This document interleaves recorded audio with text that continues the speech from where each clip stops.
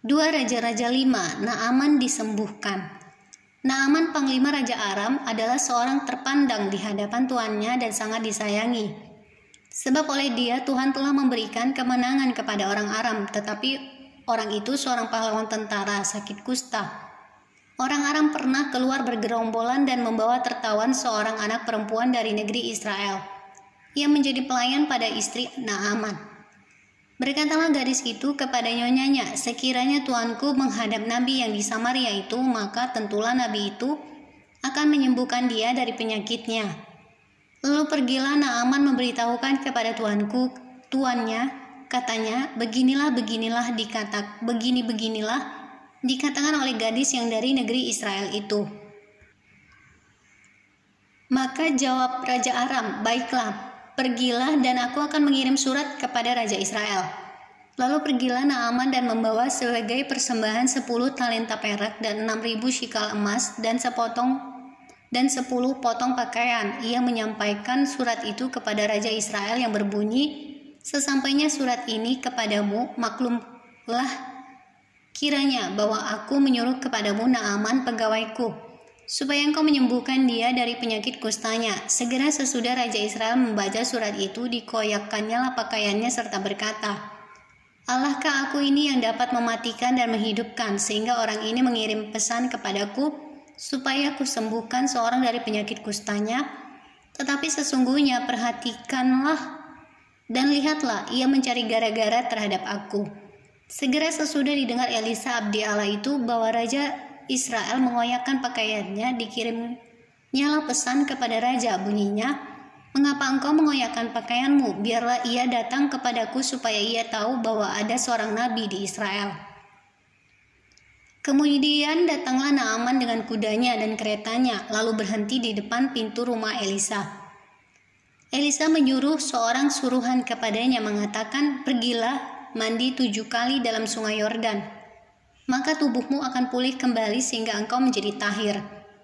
Tetapi pergilah Naaman dengan gusar sambil berkata, aku sangka bahwa setidak-tidaknya ia datang keluar dan berdiri memanggil nama Tuhan Allahnya, lalu menggerak-gerakkan tangannya di atas tempat penyakit itu, dan dengan demikian menyembuhkan penyakit kustaku.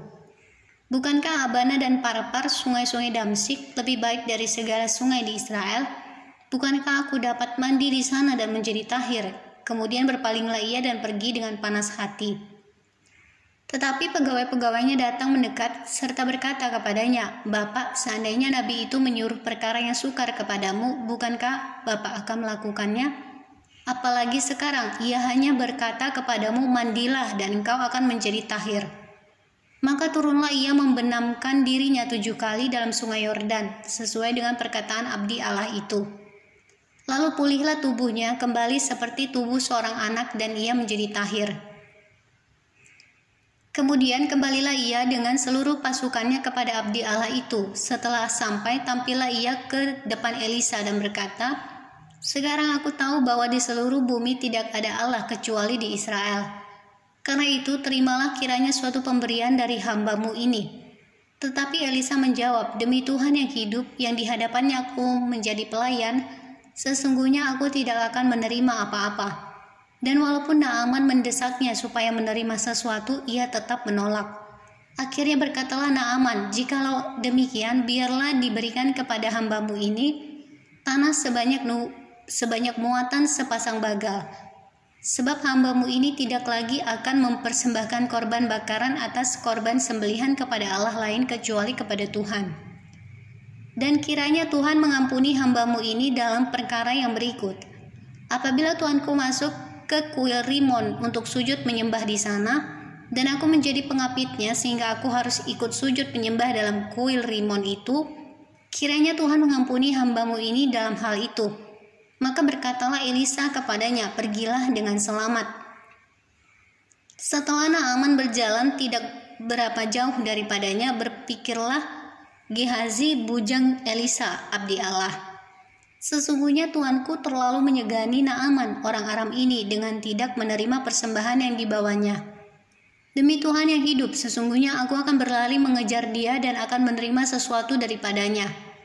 Lalu Gehazi mengejar Naaman dari belakang. Ketika Naaman melihat ada orang yang berlari-lari mengejarnya, turunlah ia dengan segera dari atas kereta untuk mendapatkan dia dan berkata, "Selamat," jawabnya, "selamat.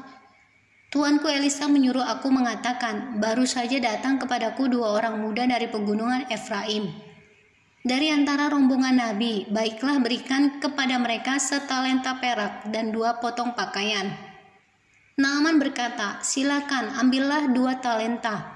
Naaman mendesak dia dan membungkus 2 talenta perak dalam 2 pundi-pundi dan 2 potong pakaian, lalu memberikannya kepada 2 bujangnya. Mereka ini mengangkut semuanya di depan Gehazi. Setelah mereka sampai ke bukit, disambutnyalah dari tangan mereka, disimpannya di rumah dan disuruhnya kedua orang itu pergi. Maka pergilah mereka. Baru saja Gehazi masuk dan tampil ke depan tuannya, berkatalah Elisa kepadanya, "Dari mana Gehazi?" Jawabnya, "Hambamu ini tidak pergi kemana-mana." Tetapi kata Elisa kepadanya, "Bukankah hatiku ikut pergi?